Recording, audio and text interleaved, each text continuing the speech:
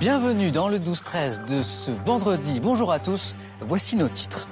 Ce midi, nous allons bien sûr revenir sur la tuerie de Chevaline, en Haute-Savoie. Beaucoup de questions de mystère autour de ce quadruple meurtre. On en sait un peu plus désormais sur la famille britannique visée. Assassinat crapuleux, drame familial. Toutes les pistes restent ouvertes. Nous serons dans ce 12-13 en direct de Chevaline avec Nathalie Pérez et en direct de Londres avec Emmanuel Lagarde. Le président Hollande serait-il en train de reculer sur la taxe à 75%? Selon les Échos et le Figaro, les modalités d'application de cette taxe sur les très hauts revenus seraient largement revues à la baisse. Elle ne toucherait finalement que quelques centaines de contribuables. Comment lutter contre les déserts médicaux? C'est le dossier de notre journal. Nous avons rencontré l'un des 24 médecins généralistes qui viennent ensemble de faire des propositions sur Internet, comme par exemple des salaires aux enchères pour les médecins de campagne. Ce midi, un coup de chapeau dans ce 12-13 pour saluer la réussite des Jeux paralympiques de Londres qui s'achèvent dimanche. Jamais les athlètes handicapés n'ont été autant exposés, les stades étaient pleins, les médias présents. Nous saluerons aussi la deuxième médaille d'or de la Française Assia El Hanouni, cette fois sur 200 mètres. On l'écoute. Et c'est féerique. C'est dernière course, dernière compète, finir sur un record du monde, il n'y a pas mieux. Et puis autre rendez-vous avec Titeuf, le célèbre personnage de BD. Le 13e tome de ses aventures vient de sortir avec un tirage d'1 million d'exemplaires. C'est tout simplement le plus gros tirage de l'année, toute catégorie de livres confondus. Aussi en forme que Titeuf, c'est la météo de votre après-midi, celle de votre week-end aussi. Profitons car les orages reviennent la semaine prochaine. 4 morts, 2 rescapés et beaucoup de questions à Chevaline, en Haute-Savoie. Cet après-midi auront lieu les autopsies des 4 personnes assassinées, 3 d'une même famille britannique, vous le savez, et un cycliste de la région qui manifestement passait par là au mauvais moment. Encore ce matin, les enquêteurs ont redit qu'ils n'excluaient aucune piste, assassinat crapuleux ou drame familial. L'affaire suscite beaucoup d'émotions en Grande-Bretagne. On fait le point avec Edouard Dacosta.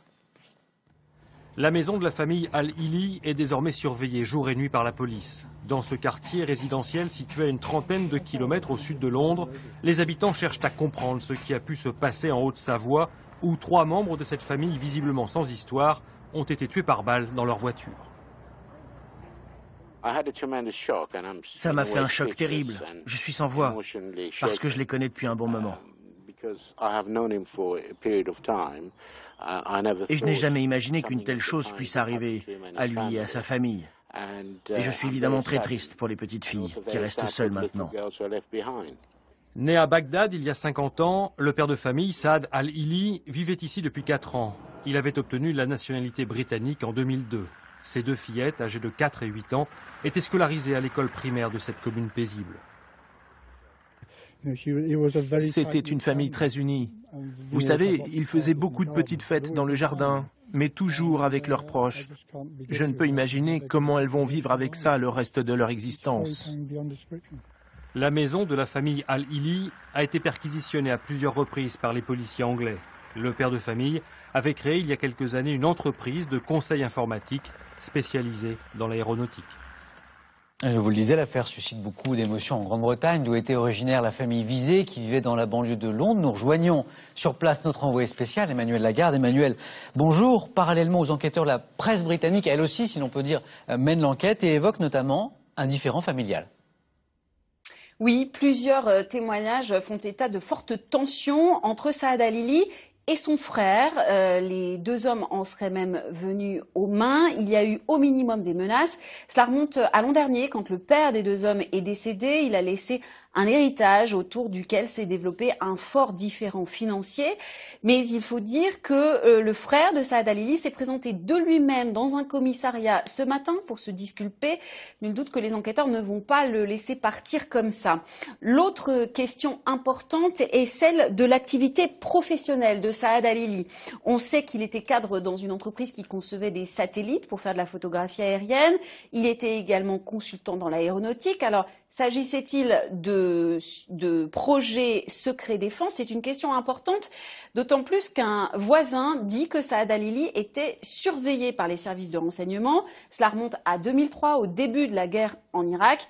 Une surveillance pas très discrète, donc, mais qui serait classique vis-à-vis de ressortissants étrangers en cas de conflit armé. Merci beaucoup Emmanuel Lagarde pour ces informations en direct de Londres. À propos de Londres, justement, l'ambassadeur de Grande-Bretagne en France s'est rendu dans la région du crime à Annecy et il attend beaucoup de la coopération entre les deux pays, entre la France et la Grande-Bretagne. Écoutez. Chaque élément d'information qu'on a, on va le traquer, on va le suivre du côté britannique et français. Et je comprends que la coopération marche très bien entre les deux. C'est relativement tôt pour l'enquête quand même. S'il y a 2 jours, cette crime affreuse a été commis, ça va prendre un peu de temps. Nous sommes tous impatients d'avoir la réponse, mais il faut donner à la police le temps de travailler. Voilà pour la réaction de l'ambassadeur de Grande-Bretagne en France. Nous allons maintenant sur les lieux du crime, à Chevaline, en Haute-Savoie. Nous retrouvons Nathalie Pérez sur place. Nathalie, bonjour. Sur place, on attend maintenant l'autopsie des corps cet après-midi qui permettrait peut-être d'en savoir plus sur cette mystérieuse tuerie. Oui, bonjour. Alors ici sur place, le dispositif policier est sur le point d'être levé. Les enquêteurs ont procédé à toutes leurs constatations. Il faudra maintenant attendre les résultats des analyses ADN et des autopsies qui devraient être connues ce soir ou demain matin. Mais les enquêteurs nous ont confié qu'ils s'intéressaient plus particulièrement à la balistique. En effet, ils sont très intrigués par la précision des tirs. Aucun impact de balle n'a été relevé sur la carrosserie de la voiture. Seules les balles ont touché les victimes. Elles ont toutes été atteintes d'une balle dans la tête, ce qui ferait penser à un travail de professionnel. Par ailleurs, concernant la petite fille de 8 ans retrouvée grièvement blessée sur les lieux du crime, elle a été opérée la nuit dernière. Il faudra attendre qu'elle soit totalement rétablie pour pouvoir commencer à l'interroger. Quant à sa petite sœur de 4 ans qui, elle, a été retrouvée miraculeusement indemne, elle va beaucoup mieux. Elle aurait commencé ce matin à parler aux enquêteurs.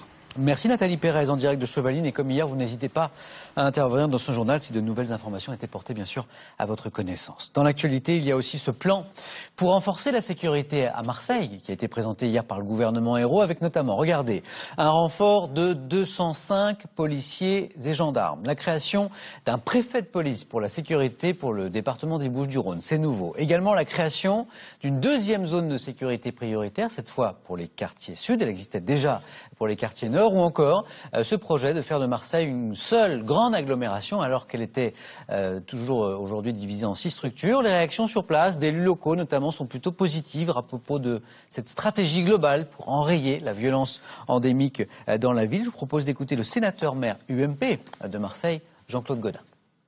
Marseille n'est pas un état de siège. Marseille n'est pas la guerre civile.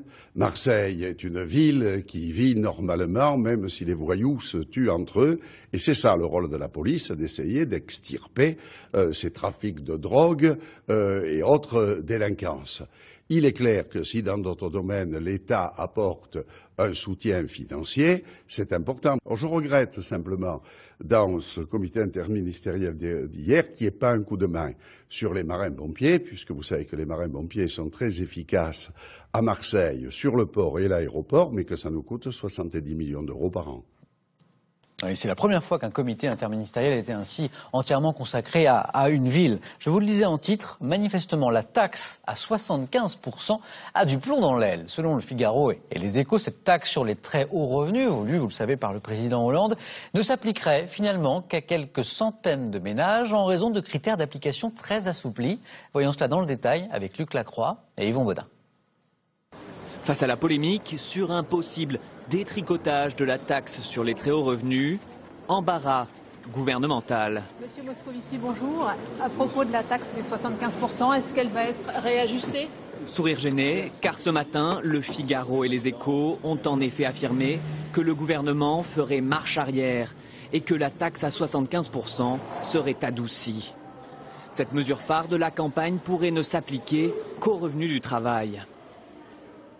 Si on exonère certains revenus ou certaines catégories de contribuables, alors c'est un symbole qui peut être contre-productif puisque finalement il ne rapportera rien et même son utilité symbolique peut être discutée parce que cette taxe-là peut être finalement inégalitaire au sein même des revenus. Surtout, son calcul serait plus favorable aux hauts revenus. D'autres impôts existants comme la CSG seraient inclus dans la taxe. Conséquence, le taux de ce nouvel impôt passerait mécaniquement de 75 à 67%. De même, le seuil d'imposition serait relevé d'1 million pour une personne seule à 2 millions pour un couple. Un recul qui s'ajoute à d'autres. le gouvernement avait déjà annoncé vouloir exonérer les revenus exceptionnels des artistes et des sportifs.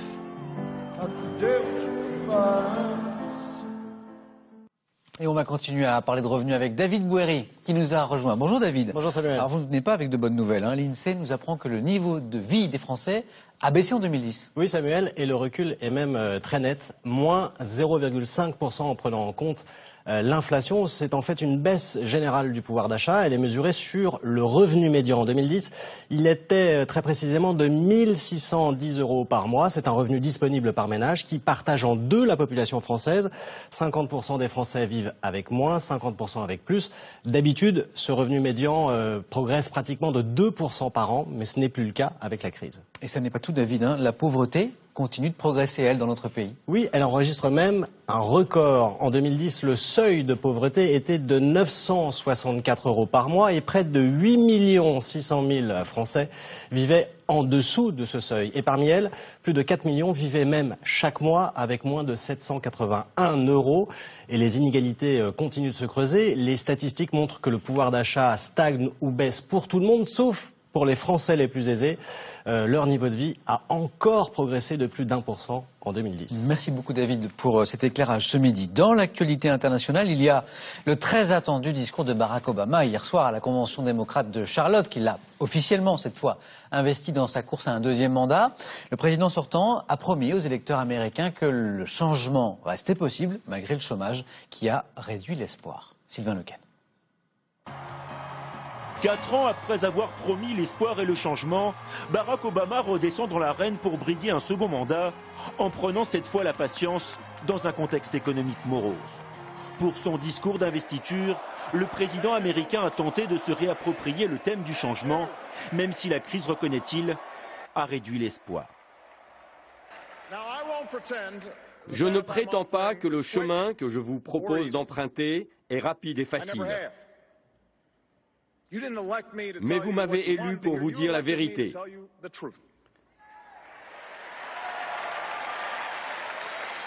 Et la vérité est qu'il nous faudra des années pour résoudre des problèmes qui se sont accumulés depuis des décennies.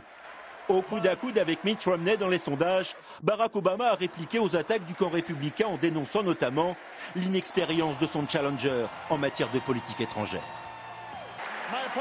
Mon adversaire a dit qu'il était tragique de mettre fin à la guerre en Irak et il ne nous dit pas comment il compte mettre fin à la guerre en Afghanistan. Je l'ai fait et je le ferai. Dans la course au soutien, les actrices Scarlett Johansson et Eva Longoria sont montées sur scène pour exhorter les Américains à réélire Barack Obama. Mais la dynamique qu'il a portée au pouvoir en 2008 semble pour le moment nettement moins importante.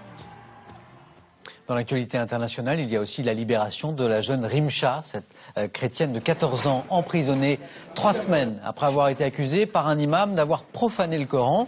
Imam accusé aujourd'hui d'avoir fabriqué de fausses pièces à conviction. Rimcha est libérée sous caution en attendant que l'affaire soit jugée. Cette affaire qui illustre les tensions entre musulmans et la minorité chrétienne dans son pays, au Pakistan. Nous revenons en France, c'est le dossier de ce journal. La lutte contre les déserts médicaux. 24 médecins généralistes ont décidé de réagir et ont fait des propositions sur Internet, sur Twitter, adressées notamment à la ministre de la Santé, Marisol Touraine. Nous avons rencontré l'un de ces 24 médecins dans la banlieue de Roubaix. Regardez ce reportage de Sophie Guillaumin et Olivier Thiette. Respire bien fort comme ça. Tu essayes? Non, tu veux pas? Dans le cabinet du docteur Calafiore, on se succède d'un bout à l'autre de la vie, d'un simple vaccin à un accompagnement beaucoup plus complexe. Installé depuis 7 ans, le médecin généraliste travaille beaucoup. Il ne s'en plaint pas, non. Ce qu'il déplore, ce sont les heures perdues à faire autre chose que son métier. On a un tiers de notre temps qui est occupé par de l'administratif. Alors, la paperasserie, par exemple, en lien avec la Sécu, en lien avec les autres autorités pour lesquelles on a des relations, les ARS, etc. Et on avait l'impression, avec l'arrivée d'Internet, tout allait pouvoir se faire en ligne et ça allait être le bonheur. Et en fait, non, là maintenant, on nous demande de saisir sur Internet et de faire un double en papier, donc ça demande encore plus de temps, c'est extraordinaire. Il y a aussi les astreintes, les difficultés pour trouver des remplaçants, autant de contraintes qui éloignent les étudiants de la médecine générale. Avec à la clé, les déserts médicaux. Pour y remédier, le docteur Calafior et 23 de ses collègues à travers la France ont lancé sur les réseaux sociaux des propositions novatrices. Par exemple, la création de 1000 maisons universitaires de santé sur le modèle des CHU. Et pour y attirer les jeunes médecins, ils proposent de mettre leur salaire aux enchères. D'un employé qui va aller travailler sur une plateforme pétrolière, il ne va pas y aller à n'importe quel prix. Il faudra qu'il ait une prime suffisamment intéressante pour lui pour compenser le fait qu'il soit éloigné. Nous proposons exactement la même chose, une prime qui serait justement aux enchères. Le premier chef de clinique qui souhaite aller dans cette maison universitaire au tarif proposé prend le poste. Bonjour. Loin de toute coercition, le docteur Calafior et ses collègues veulent surtout convaincre les étudiants et les jeunes praticiens que la médecine générale est une spécialité passionnante où les liens noués avec les patients sont uniques. Est-ce que vous me trouvez bien comme médecin? Impeccable. C'est gentil.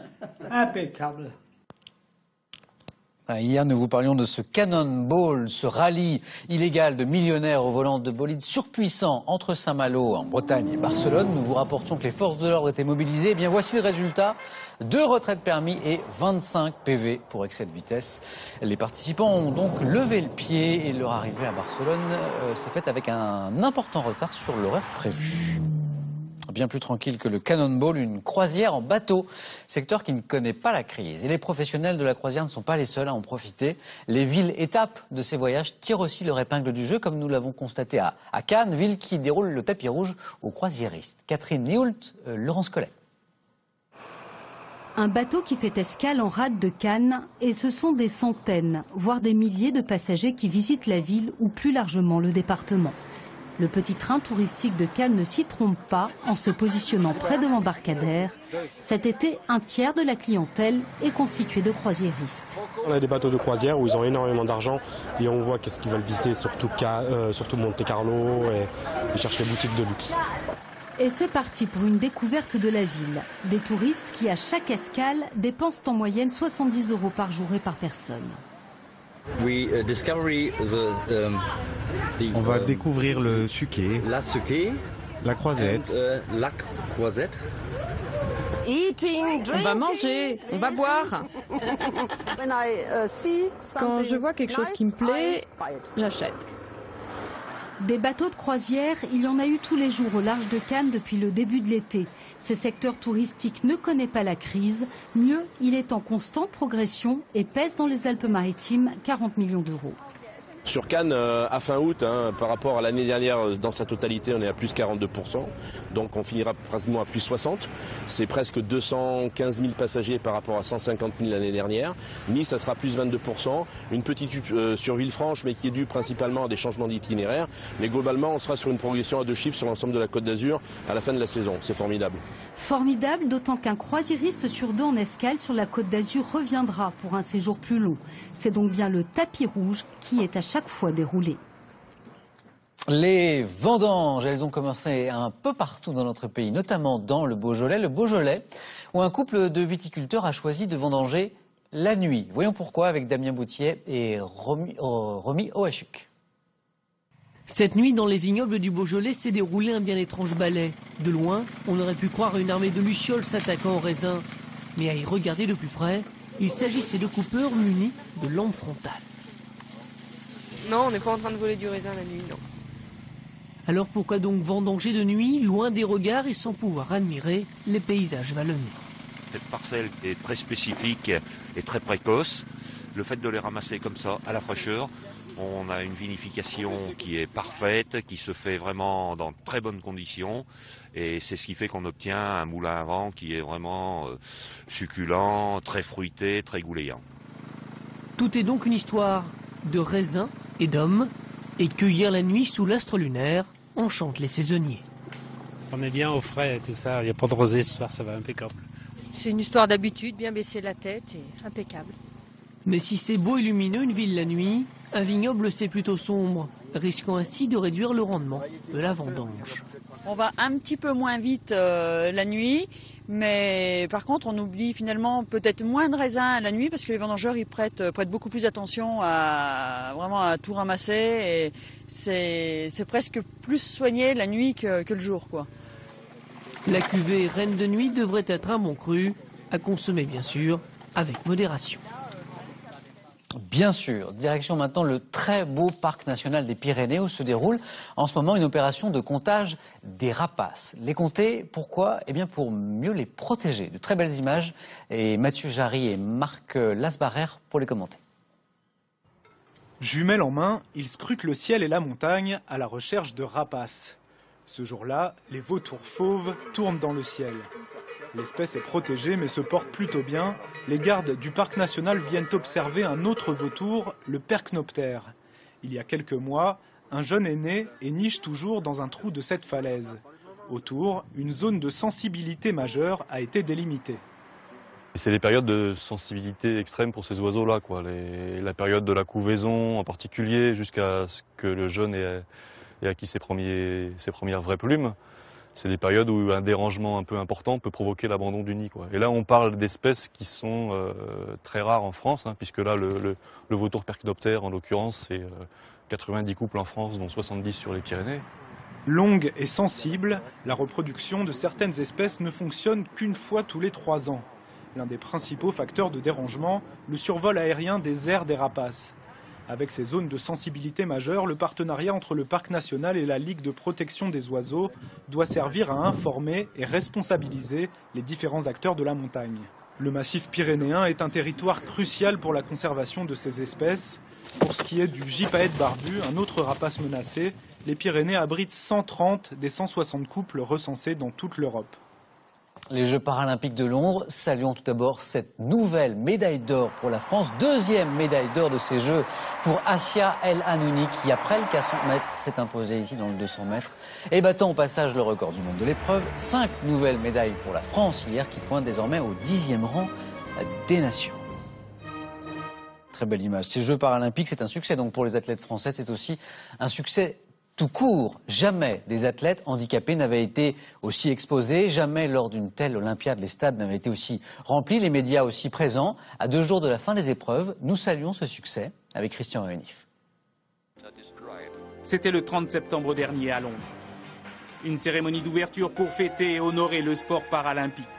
174 pays, 4200 participants et parmi eux 154 athlètes français qui concourent dans 16 sports. À 48 heures de la clôture, les Bleus pour l'instant ont un bilan honorable, presque royal. Athlètes, entraîneurs, supporters, ils tiennent tous le même discours. Voir tous les sites où se déroulent les épreuves remplis d'une telle ferveur, je crois que c'est du jamais vu. C'est vraiment génial. Si seulement ça pouvait donner envie à tous ceux qui sont en fauteuil ou en tout cas en situation de handicap de rejoindre un club, de rejoindre une structure et de se mettre au sport. La délégation française fait mieux qu'à Pékin.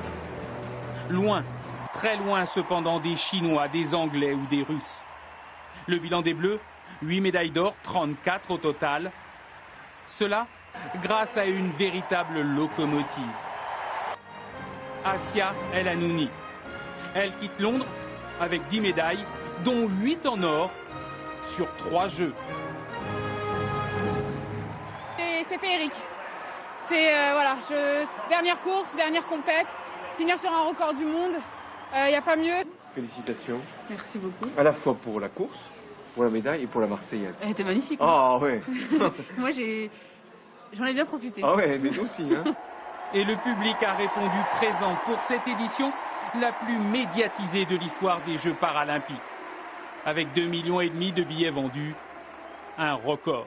Londres 2012, c'est bientôt fini. Dimanche, la flamme s'éteindra. On la retrouvera dans 4 ans au Brésil. Ce chiffre impressionnant maintenant, 1 million d'exemplaires. C'est le tirage du dernier album de BD Titeuf. C'est tout simplement le plus gros tirage de l'année, toutes catégories de livres confondus. Titeuf dont c'est le 13e tome, découvert tout de suite avec Elisabeth de Pourquerie, Stephen Pichavant et Laurent Beaufils. Au retour de l'école, Niels, 9 ans, ouvre son cartable. À l'intérieur, son cahier de texte à l'effigie de Titeuf, un personnage en qui il se reconnaît. Il attendait impatiemment son retour. Dans mon école, oui, c'est un peu comme dans Titeuf, je reste beaucoup avec mes copains. Il s'est mis à lire tous les albums de manière assez naturelle et puis de manière un peu boulimique au final, puisque je pense que c'est un personnage auquel on s'attache. Le 13e album de Zep commence par un changement radical. Il y a des matins comme ça où tout est bizarre. On a du mal à se réveiller. Et on se traîne péniblement jusqu'à la salle de bain et on se dit... Ouah, c'est quoi cette tête? C'est quoi cette voix? Ouah, au voleur! Maman, il faut appeler la police! Bonjour, Titeufette. Je trouvais qu'il fallait revenir avec quelque chose de vraiment différent et d'ouvrir l'album avec Titeuf qui se réveille. Donc on l'a plus retrouvé, hop, il se réveille comme dans long sommeil et c'est devenu une fille. Donc c'est évidemment pour lui la panique totale. Non seulement il est une fille, mais en plus les filles sont devenues des garçons. Pour un garçon, moi je trouve que oui, c'est un cauchemar. Mais cette année, Niels a choisi d'avoir un cartable marsupilami. L'an dernier, il avait celui de Titeuf. En 4 ans d'absence, les modes changent et la concurrence est impitoyable sur le marché de la bande dessinée jeunesse. Chaque héros, lorsqu'on s'adresse aux enfants, est menacé, ou en tout cas les albums sont menacés. Titeuf, oui, n'échappe pas à la règle. Par contre, il bénéficie d'une assise d'une vingtaine d'années, de beaucoup de tomes, de DVD aussi, de vidéos. Éruption atomique de Dagolis, Gerborama cosmique. Alors, oubliez Titeuf? Bien sûr que non. Le vomi et les crottes de nez sont toujours là, un style indémodable. Les planches de Zep ont pris beaucoup de valeur. Pour la première fois, elles sont exposées en galerie. Les planches originales, elles, se situent entre 22 000 et 25 000 euros chacune. Parmi les auteurs contemporains, c'est un des auteurs les plus élevés, avec Enki Bilal. Loin de la spéculation des collectionneurs, les enfants, eux, se retrouvent toujours dans l'univers de Titeuf. Dans un instant, météo à la carte, votre météo, mais aussi un dossier sur le melon et un reportage sur le plus grand feu d'artifice d'Europe. Très bonne fin de journée, très beau week-end. À lundi, prenez soin de vous. Découvrez l'info minute par minute sur l'application et le site France TV Info.